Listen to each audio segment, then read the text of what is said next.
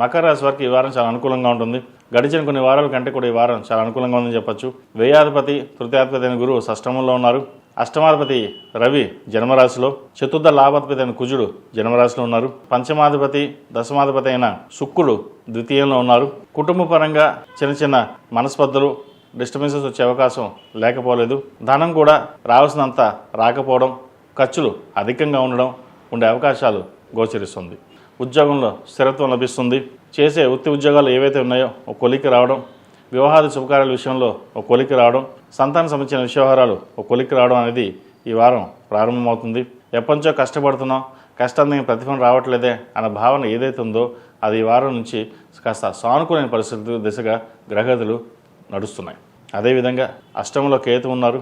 ఏదైనా ఒక నిర్ణయాలు తీసుకునేప్పుడు మన చేతులు దాటిపోతూ ఉంటాయి. మనం ఒకటి అనుకుంటే ఇంకోటి అవుతుంటుంది. జన్మరాశిలో రాహు ఉన్నారు. ద్వితీయంలో రాహు ఉన్నారు. మనసు స్థిమితంగా ఉండదు. నిర్ణయాల మట్టికి తీసుకునేటప్పుడు ఆచితూచి వ్యవహరించడం చెప్పదగినది.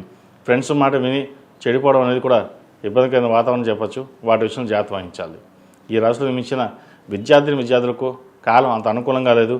కష్టానికి ప్రతిఫలం లభించే దశగా గ్రహతులు గోచరిస్తున్నప్పటికీ కొంచెం అనారోగ్య కారణం వల్ల, లేదంటే బద్ధకం వల్ల, ఏదైనా ఇతర కారణం వల్ల చదువు మీద అశ్రద్ధ తగ్గుతుంది. అదేవిధంగా ప్రేమ వివాహాలకి ఎంత దూరంగా ఉంటే అంత మంచిది. అందరికీ కాదండి, కొంతమందికి మటుకే. వాటి విషయంలో విఫలమయ్యే అవకాశం, మనస్తాపనకి గురయ్యే అవకాశం కూడా లేకపోలేదు. వాటి విషయంలో జాగ్రత్త వహించాలి. ఈ రాశిలో జన్మించిన స్త్రీలకు వృత్తి ఉద్యోగాల పరంగా, వ్యాపార పరంగా బాగుంటుంది. గ్రీన్ కార్డ్ కోసం చేసే ప్రయత్నాలు కలిసి వస్తాయి. విదేశాలకు వెళ్ళాలన్న ప్రయత్నాలు కూడా ఎవరైతే ఉన్నారో వాళ్ళు చక్కగా ప్రారంభించుకోవచ్చు. వృత్తి ఉద్యోగాల పరంగా మంచి సానుకూల పరిస్థితి గోచరిస్తుంది. సహోదరి మధ్య ఉన్న విభేదాలు ఏవైతే ఉన్నాయో అది తొలగిపోయి విదేశాలకు వెళ్ళి స్థిరపడాలి అన్న మీ కోరిక ఏదైతే ఉందో అది బలపడుతుంది. దాని తగ్గట్టుగా ప్రయత్నాలు ప్రారంభించగలుగుతారు. ఈ రాశివారు ప్రతిరోజు ప్రతినిత్యం ఓం నమో నారాయణ ఒత్తులతో దీపారాధన చేయడం, హనుమాన్ ఒత్తులతో దీపారాధన చేయడం చెప్పదగినది.